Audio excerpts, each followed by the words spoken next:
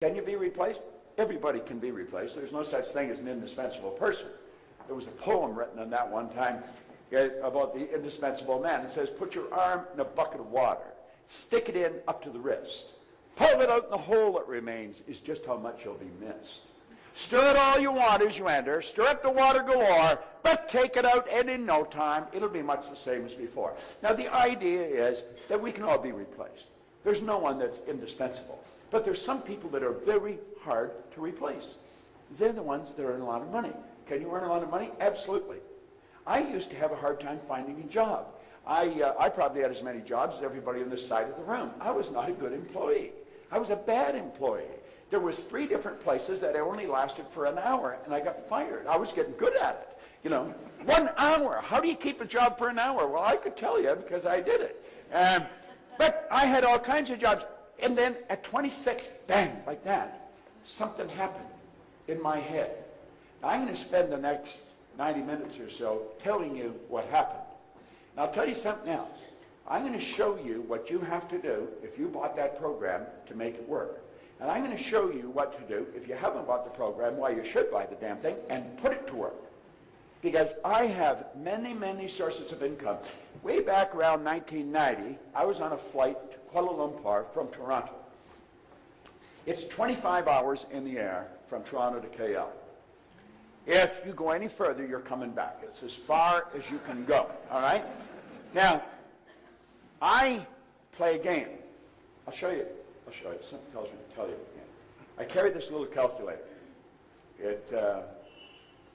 This has got lots of miles on it. So I'll take it, and I reduced everything to the ridiculous. I'll hit 1, 2, 3, 4, 5, 6. Now I got a million, right? 1 with 6 zeros. Now a million, it seems like a pretty big number to most people. It does to me. And I play with numbers all the time. A million. So what do? Well, rather than choke on it or throw it away, let's break it down. So I'm going to divide the million now by 12, because there's 12 months in a year. See, you can't think time and money at the same time, so I'm just going to think money. I'm just going to think money. Now, I realize I got to do this 12 times. I don't have to do it once. Now I'm down to 83,333. Now, that's a lot less than a million. But it's still quite a bit, because now I got to do it every month. So I take that, and I divide that by 4.3, because there's 4.3 weeks in a month. Now I'm down to 19,379. But I got to do that every week. That seems like quite a bit. I'll divide that by 2. I'm reducing it to the ridiculous. Now I'm down to 9,689. Okay? It's still quite a bit. If I got to do that between Monday and Wednesday, and again between Wednesday and Monday. I think I'll divide that now by 86. And you say, why 86? I just arbitrarily picked it. I could have picked 68. All right? Now, I'm down now to $112.67. Okay? Let me ask you a question, Tina. If I could show you a simple way that you could earn $1,112.67 twice a week. Now think of what I'm saying. I got this down to $112.67. If I could show you how to earn $1,112.67 twice a week, would you give me the 112 and keep the 1,000? I'm going to show you how to earn $1,112.67. You're not going to have to work very hard. It's not too much effort. Would you give me the 112 and keep the 1,000? I think you would too. Now, you see, I don't have to think of how to earn $1 million anymore. I just have to think, what the hell can I get Tina doing to earn $1,112.67 twice a week? And when I've got that figured out, if she'll do it, 85 other people will do it, and I get $1 million coming in. And all I've done is think. Is that a good idea? Yeah. Well, that's what he was talking about. This is it. Don't complicate it. You've got to keep it simple. Keep it really simple. Well, I was doing that on the plane, going to Malaysia. And then I wrote the million on top of a sheet of paper, 1 and 6 zeros. So I either work with words or numbers. And I thought, I'd earned $1 million back in the 60s. And somebody says, how'd you earn it? I earned it cleaning floors. I don't think it matters what you do. It's how you do it. And I got thinking, what's so different about people that are, so I thought of a few people I knew had earned $1 million, and I started to write their names down, and then I started to get excited about it because I figured it out. They don't have one source of income. He said multiple systems. I called it multiple sources. Bob Allen picked it up and called it multiple streams. But I was on the plane, and I got excited. When I got off the plane, I didn't pay any attention to what time it was in America. I phoned Mark Victor Hansen down in Newport Beach, and I said, Mark, I got an idea. Let's teach people to earn $1 million. We'll put on a program last week. So anyway, he phoned Jack Canfield, and then we phoned Lee Poulos up in Vancouver. And we got a group of us together, and we did this 7 or 8 times. We all had our own companies, so we quit doing it and started doing our own thing again. And that's where the Chicken Soup for the Soul books came from. Now, you know, I remember, it doesn't even matter if you're in the business, Hansen has this idea. He said, you know, we're going to write a book, and some girl over in Philadelphia said you should call it Chicken Soup for the Soul. And Jack came and says, Proctor, you got a lot of stories, here's some stories. And so, and then Hansen said, we're going to sell 50 million of these by the turn of the century. And I'm thinking, you know, he's really smoking something. If you sell 1 million books, you're on fire. 50 million. Well, they didn't sell 50 million. They sold 74 million. They've sold over 100 million. Then they sold out to Disney for millions of dollars. It was just an idea. They didn't do anything. They didn't write the books. Somebody else wrote the books. They sent in the stories. Now, eventually, they started to pay them for the stories, but they never paid them for the stories in the first books. See? Multiple streams. See, if you start thinking, that's what most people don't do. I spent 5 years working with Earl Nightingale. He said if most people said what they were thinking, they would be speechless. And I'm inclined to agree with him. You know, there was a great educator down in Kentucky, Dr. Ken McFarland. He said 2% of the people think, 3% think they think, and he said 95% would actually rather die than think. No, you sit there and you say, well, everybody thinks. No, they don't. Start listening to the conversations that are going on. Listen, just in the restaurant, listen to the people at the next table. It's obvious they're not thinking. They'd never say what they're saying. Stand back and watch what they're doing. They would never do what they're doing if they're thinking. There's people come in here and they'll say, that is one hell of a good idea. And they'll go home and start doing the same thing they did before. They won't act on it. On the internet. And I said, okay. Now, in every seminar, all kinds of people come up and they give you an idea. What they really want me to do is execute their idea. That's pretty common. At any rate, we put the idea together. I might have spent 2 days, but I didn't do it in 2 days. It would be a few minutes here and a few minutes there. But probably 2 days in the last year, and it has done $1 million in business. Simple idea, but it was done on the internet.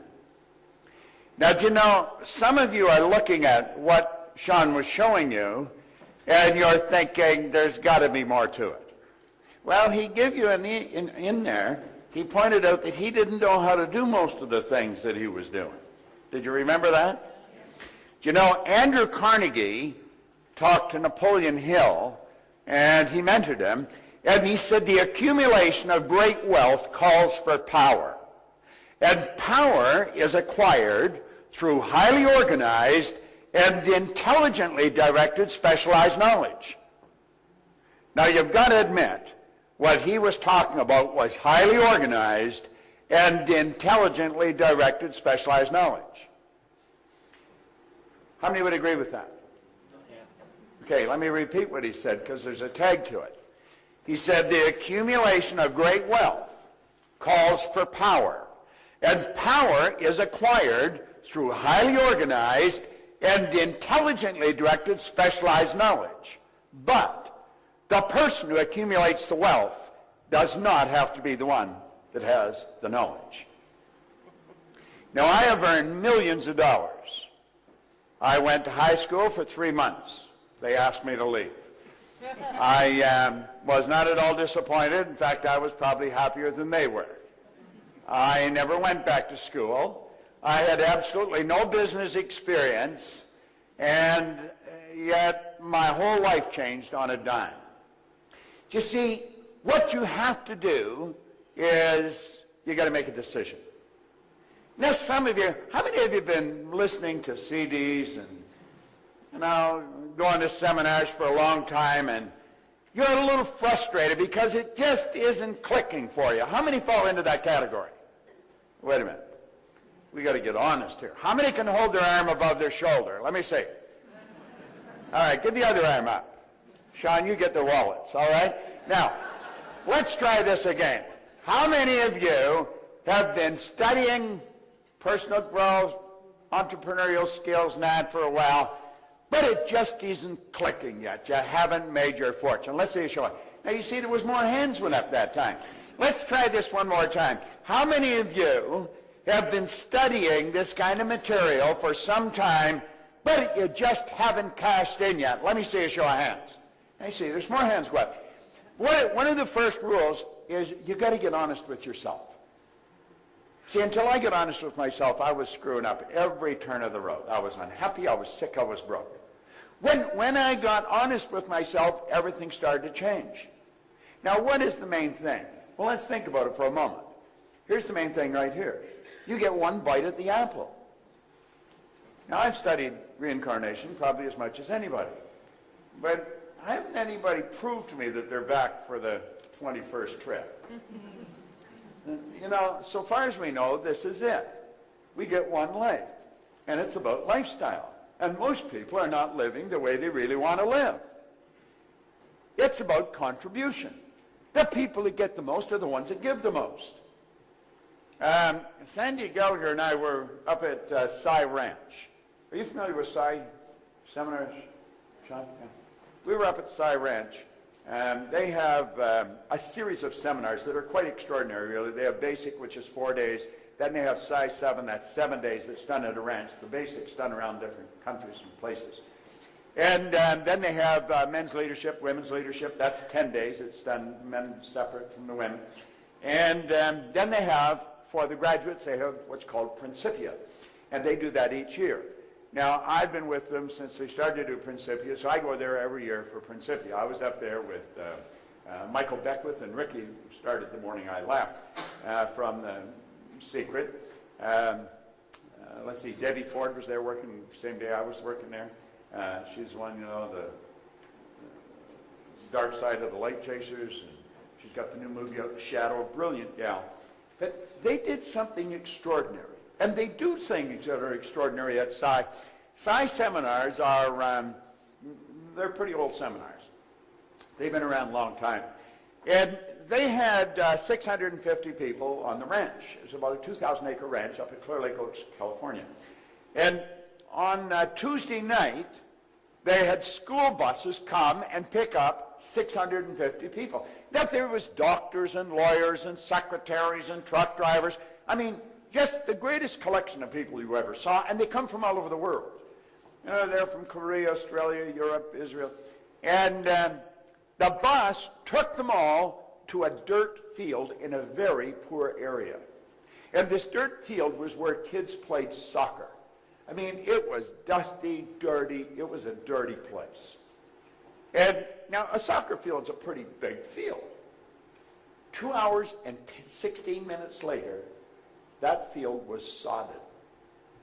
The lady that owns Psi Seminars, Jane Wilhite, she strategized the whole deal, and it was phenomenal watching this happen. It's on film, and I'll give you an opportunity to watch the film. I'll tell you later how you can do this, and a letter about it, because the next day there was a big write-up in the newspaper.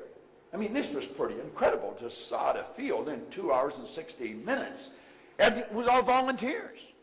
There's the doctor working next to the secretary and so on. And that whole place was done.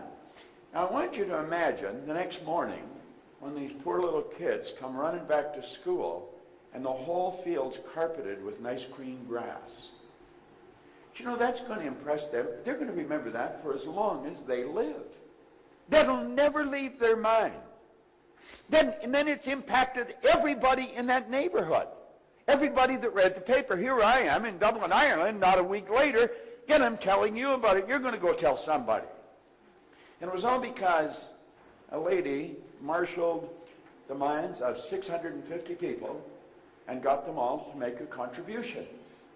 Now, the people that benefited most from this were the ones that were laying the sod. They had a phenomenal time. They had big speakers going and all kinds of jazzy music going on. I mean, it was incredible. Yeah, and I was talking to them when I was working with them the next day, you know, and the satisfaction they got out of this. You couldn't have bought the feeling that they got. So you see, it's not just about lifestyle, it's also about our contribution. It's really about how we spend our days. What did John say work was? It was bad. I mean, who wants to work? Do you know that working is the very worst way to earn money? It is. I'm not exaggerating. That's not just a cute line. Napoleon Hill said, if you are one of those people who believe that hard work and honesty alone will bring riches, perish the thought, because it's not true. He said, riches come, if they come at all, in response to definite demands, based upon the application of definite principles, and not by chance or luck. That's what John was talking about. That's exactly. Now, he said it many different ways, and he come at you all kinds of different angles, lots of slides, but that's exactly what he was talking about. Now, there's a law of compensation, and that law is very clear. It's very clear. And most people never learn it. 1% of our population earns 96% of all the money that's being earned. It is absolutely absurd when you look at it. Yet, if a person wasn't familiar, they'd say, well, I don't believe that. Well, don't believe it. It's still true. Most of what we do believe is not true. We believe that you should go to work to earn money. That is the very worst way to earn money. You should go to work for satisfaction. You provide service to earn money. Now think of this for a moment. The law of compensation says the amount of money you earn will always be in exact ratio to the need for what you do, your ability to do it, and the difficulty there is in replacing you. Now, let's do the same thing they did before. They won't act on it. You tell me they're thinking? See, the truth is most people, until I was 26, I don't think I originated one thought. Now you say, well, everybody thinks. No. Don't confuse mental activity with thinking. There's a big difference. You've got 5 senses. They're like antennae sticking out of your conscious mind. And your consciousness is picking up just an enormous amount of information. Just, whoo, it's flying into our consciousness. So the mind's always busy. Usually doing nothing. Take a look at the results most people get. If you're having a money problem today, you were probably having a money problem a year ago. If you're having relationships problems today, you probably were a year ago. Most people, their life doesn't change. You go right from the cradle to the casket, and they never really make it happen. You know, when their heart stops beating, it's a formality. They never really lived. Now, listen, I've studied this longer than most of you have been living. And I'm a pretty curious guy, and I'm pretty observant. And that's exactly what happens. Now, I'm going to show you something about this program later on. This is Begin Thinking into Results. Now, you get a flyer on it there, and I think it's 800 and some euros. I'm going to change that to 395 euros. I'm not going to change it again. If you come and say, could I get it for 295? The answer is no. It's 395. That program will change your life faster than anything. Now, if you really want a winning combination, get that, go buy that system, and then go home. And if you turn your television off, quit talking to anybody, just listen to what they're saying. Get into all their tutorials. Study everything they've got. Set a goal that you're going to pick up €1 million in a year. And your whole project, it might take you a year to figure it out. It might take you a year to get really sharp. Like I saw him bring that girl up here and you got 12 love steps. Well, I wouldn't know how to do that. And I've been screwing around with one of these computers for a long time. But you know something? I don't have to know that. Neither did the girl that came up here. He knew how to do it. He didn't even know how to do it. Probably somebody else showed him how to do it. No, this is real. I'm telling you. Becoming wealthy is so simple, it's a sin that most people don't do it. Now look at this for a moment.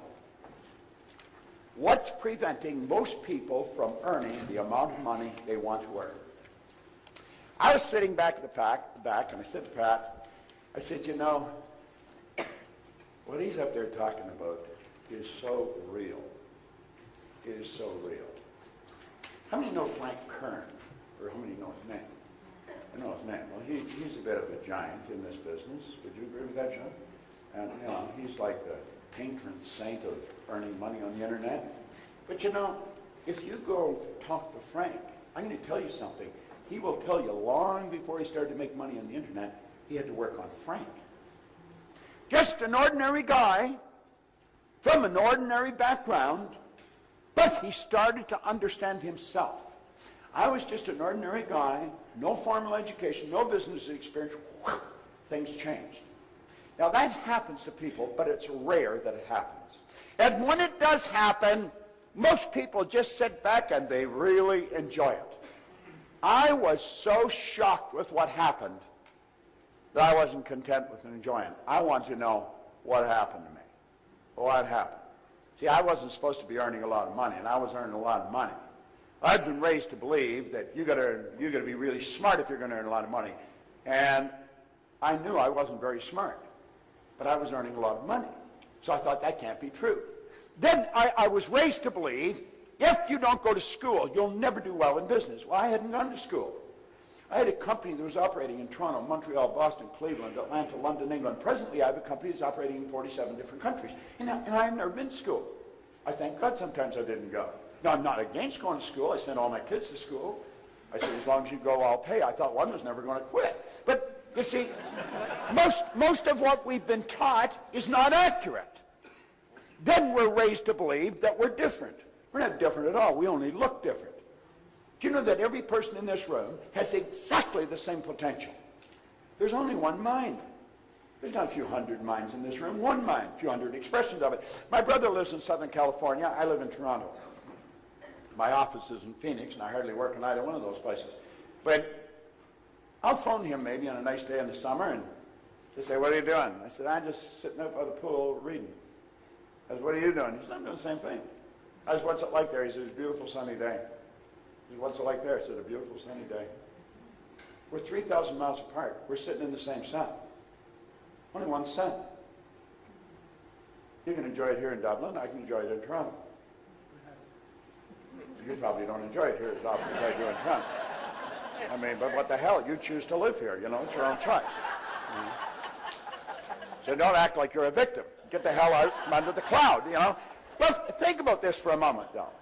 You see, this is so basic. Why do people not earn the amount of money they want to live the way they choose? Well, I'm going to tell you. I'm going to explain why they don't. Then I'm going to explain how this happens. And then I'm going to tell you how to change it. And if you really pay attention, and if you're prepared to go to the edge and let go, step out, I guarantee you, your life will change. I can guarantee it as sure as it's going to get darker tonight. Now, I can't do it for you. Pogo says, we have seen the enemy, they are us. We got to do it ourselves. Okay? We got to do it ourselves. Okay? Now look, money problems are not outside, they are inside. And they rob us of the lifestyle we deserve. Paradigms are the problem. Now you'll find all kinds of people say, well, that's not really the problem. Look, I teach mental health to psychiatrists. If you go on our website, Dr. John Mike, who is a leading psychiatrist in America, out of Florida, he said I taught him more about the mind in 1 year than he had learned in 4 years of medical school, 5 years of psychiatric training. We were down at the breakfast this morning, a couple of people, I told them from the opposite side of the table exactly what they were like. Was I accurate or not? I hit it right on the money, didn't I? You see, you hide nothing. Everything that's going on the inside shows the outside. I could read your personality walking by you in the hall, and I know exactly what you're like. I know exactly how to sell you. Should I sell you fast and emotional, or should I take my time with lots of facts and figures? How do you learn that? Well, you develop the awareness. You develop the awareness. Most people are programmed never to do that. Now think about this for a moment. This is so basic and it's so simple. Most people say they understand paradigms, however, their income and lifestyle state otherwise. If a person understood what's causing them to have the same problem over and over and over again, unless they were completely idiots, they would change it. Yes, see, we're not idiots. But we still have the same problem over and over and over. Why? We don't know why. Do you know, I went into the Prudential of America. It's the largest insurance company in the world. The largest insurance company, or was at that time. They spent millions on training. They did not know why their top people were their top people. Now, I looked at them and I said, I can tell you exactly why they're their top people. And I can show you how to get the other people to do what they're doing. Naturally, they listened to me, even if they thought I was nuts. There was an outside chance maybe I knew what I was talking about. And the truth is, I did know what I was talking about, and their sales went up by hundreds of millions of dollars. In fact, there's a retired VP that works for our company now, Paul Hutsey. He said, Bob, I think you raised the sales there over $1 billion. And all I did was teach the people why they're doing what they're doing and how to change it. And sales, whoo! I've gone into schools where there's kids that are struggling. Some of you have kids that are struggling with grades in school. How many got a kid that's struggling with grades in school? Let me see a show of hands. Everybody's got really intelligent kids here. Well, you know, I can show you why, and the reason they're telling you is not the right reason at all. They'll tell you it's IQ, it's this or that. It's paradigms. If a kid has a problem, let's say in mathematics, what do? We cram. Get in, cut off TV, no girls, no boys, no nothing. Just study. And they go to school and they have a test and the marks improve. Heat's taken off, they give the TV back, the girlfriends, the boyfriends, and whoop, numbers go right back down again. You see, what they did was just force it up, but it come back down. Because there's an inner thermostat here controlling it. It's called a paradigm. So we see that change. I've gone into state prisons in Canada. I've gone into maximum security, Kingston Penitentiary. I've had them take and tear up the parole. First of all, I had them parole people to me that were never going to leave the place. One of them, the warden called a mad dog. His name's Joe Gardner. He's gone now, and he gave me permission to tell the story. But they let him out in special parole to me. I hired him. He was the best employee I ever had. He was required to talk to the city police every week in Toronto and the Mounties, just like the national police or federal police, every month. Not allowed to leave the city. I got them to tear up his parole, give him back his passport so he could move to England and open up the office with me. So I've gone into companies, I've gone into schools, I've gone into prisons. There isn't anywhere where this doesn't work. And I'm going to tell you something. It's got nothing to do with your intellect. Nothing. You may think you're not that sharp, it'll work. You may think you're really smart, it'll still work. Yeah? And probably if you think you're not that smart, it'll be easier. All right? Now, look, I want you to think about this. What are paradigms? Paradigms are nothing but a multitude of habits. That's really what they are. A multitude of habits. And they're other people's habits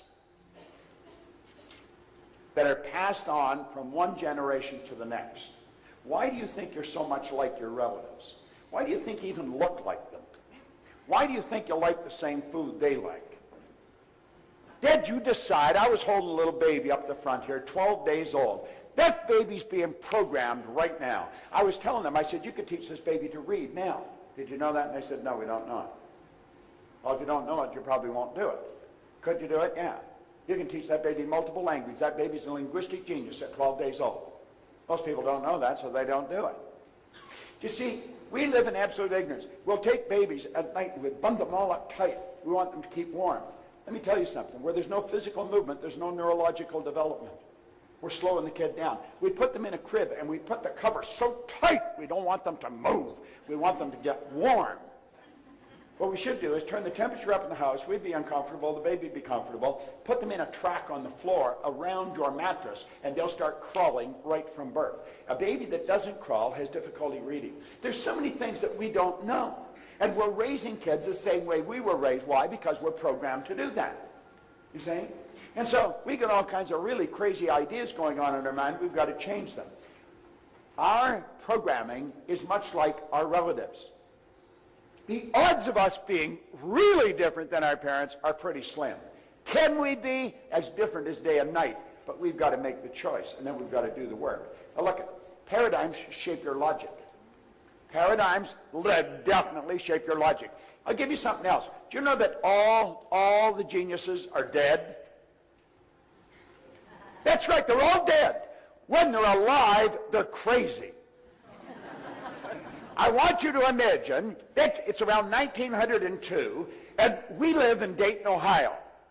You live on one side of the Wrights, I live on the other side of the Wrights.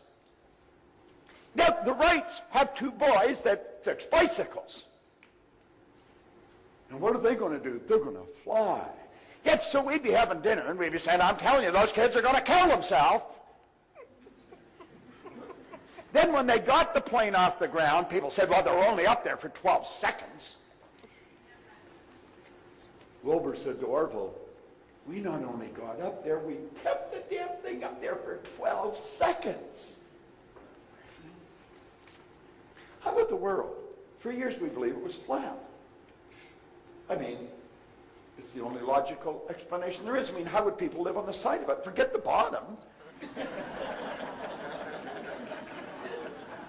Think about it for a moment. That's logic. It's illogical for you to believe that like that, by following some simple instructions, you could earn more money every day than your parents might have earned every month. It's hard to buy into the idea that you could actually change your income where you start earning every month what you've been earning every year. I was on a program in Lima, Peru. I flew down there. I was there for an hour and a half, got on a plane and I left. I earned more money than I would have earned on the Toronto Fire Department in 12 years for an hour and a half. I've got to go over to Bucharest. I will earn more money at that gig in Bucharest than I would earn in 25 years on the Toronto Fire Department. That's where I was when this all started. Now think, what happened? I started to do things that were totally illogical. Totally illogical. How'd that happen? Well, for a long time I had to say I don't know, but now I do know.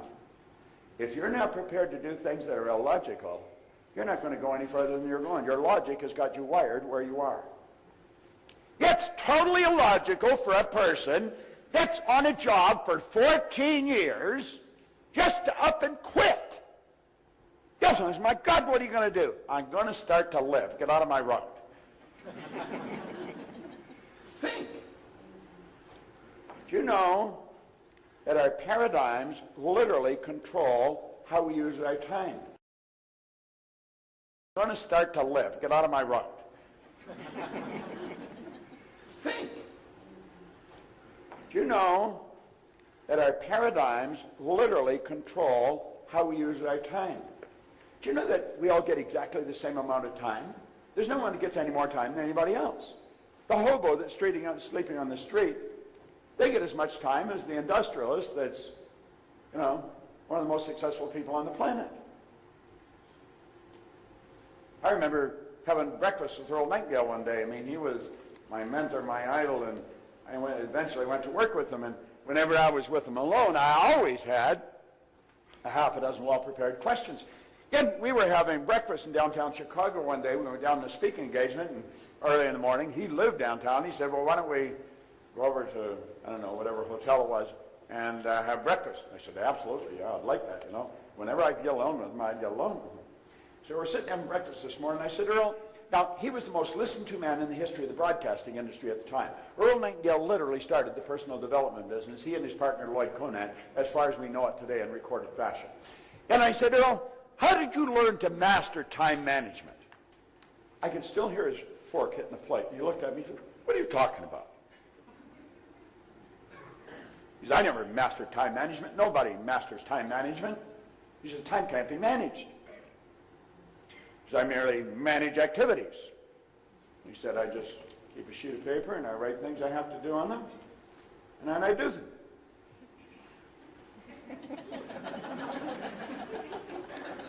He said, is that it? What the hell else would there be? That morning at breakfast, I probably learned an idea that was worth millions of dollars to me. If I have something to do, I just write it on a little sheet and I do it. Somebody asked me what I do with my spare time. I don't have any. I don't have any spare time. Andrew Carnegie was the wealthiest man in the world. He spent half his life earning money and the other half giving it away. Napoleon Hill asked him that. He said, I don't have any spare time. I don't have any free time. He says, free time, spare time is a waste of time. And he said, you only get so much. You're obligated to do everything you can with the time you've got. Do you know when you're happiest? When you're most productive. You know when you're unhappiest? When you got nothing to do. What do you do? Nothing. No. Most people get lost watching a television set. They lose themselves in somebody else's world. We could do so much more with our time. Our paradigms control our perception. There was a lady right in the front row. She was a black lady in the seminar here just the other day. And I went up to her and I said, you probably think you're black, do you? And she looked at me like, where are you coming from? And I said, well, everybody here thinks you're black. I said, my shoes are black and you're not the color of my shoes. And I said, everybody thinks I'm white. My shirt's white and I'm not the color of my shirt. Do you know if you ever saw a white person, you'd probably get scared. Look at the white! Look at them! You would. Why do we say they're black and I'm white? We're programmed. See, we don't even see with our eyes. We see through our eyes. We see with cells of recognition in our brain. That's why two people can look at the exact same thing. One sees something the other doesn't see. Somebody see what Sean was explaining and see, my God, this is phenomenal. And I'm going to make a decision. It looks more difficult than he's saying, but I'm going to master it. Next year, this time, they'd have an enormous income. Somebody else is looking at it. That's interesting. They're not, but the idea is, you see. It's perception. It's how do you see. Like, this room looks totally different to you than it does to me. I see an acre of eyeballs out there. You see one guy and a bunch of screens. No, that's the way it is. We're in the same room. We're looking at the same room, but we're seeing something totally different. Our paradigm controls our effectiveness. I am very effective today. I'm an effective person. When I'm working, I am very effective. No, that's not an accident. I decided to become very effective. I have studied people. I have studied why they do what they do. I have probably watched the movie Patton more times than anybody alive. George C. Scott won an Academy Award for the movie Patton, General George Patton. I watch it over and over again. And I'm not lost in the story. It's the acting. It's so phenomenal. And compare that to a sales presentation. I watched that and Lawrence of Arabia. You watch Peter O'Toole or Omar Sharif in Lawrence of Arabia, it's phenomenal. Watch Peter O'Toole on that camera. On that camel, the camera is that's close up on his face. He believes he's Lawrence. He's become Lawrence. What happened? He got a script. He read the script. He reread it. He memorized it. He studied it. He internalized it. And he became Lawrence. George C. Scott became General Patton. Well, you can learn something by watching these people. They're such consummate professionals at what they do. There's a good book, if you like to read, by The Art of Acting by Stella Adler. It's a phenomenal. I've got it in my case. I carry it with me all the time. I just keep reading it over and over again. The Art of Acting by Stella Adler. Thanks very much. Appreciate it. Stella Adler was one of the greatest acting coaches that ever lived. And Marlon Brando was one of her students. In fact, he wrote the foreword to the book. Now, both Marlon Brando and Stella Adler are gone now. Stella Adler never wrote a book. But she recorded all her classes. And a man named Kissel took her classes and turned them into a book. It's a phenomenal book. As you start studying this, you'll realize this is about living. This is about living. That's what acting is. Do you know that most people are extras in their own movie? They're not the star of their own movie. We should be the star in our own movie. We want to study this. Really study it. There's so many wonderful lessons about life. And you start to look at what you're doing. You say, how good am I at it? Am I really a pro at this?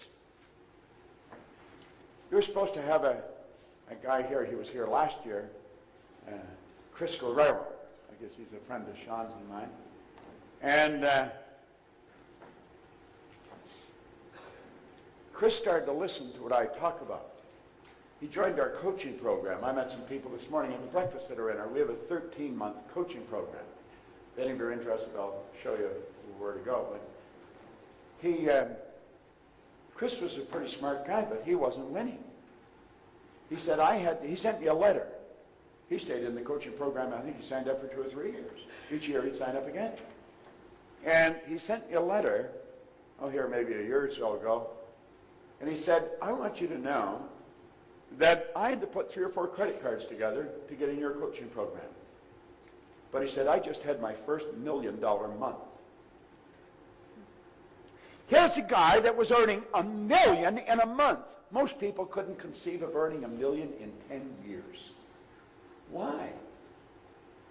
It boils down to effectiveness. Chris started to learn things about himself, and he started to become more effective. Now, our paradigm controls our productivity. If your productivity translates into income, does that mean that you can only earn so much that you're trading time for dollars? No. You saw what he was showing you. Set up affiliate sites. Sell stuff for other people without ever even talking to them, and they mail you checks. You know, the postman should never pass your door without leaving you a check. See, we can do this. Now, when I first started to study this, if somebody had suggested this to me, I thought, this guy's smoking something. You know, he's got shiny shoes and a fast time, but it doesn't work. But see, the truth is, it does work. I found that some of the most brilliant people in the world are broke.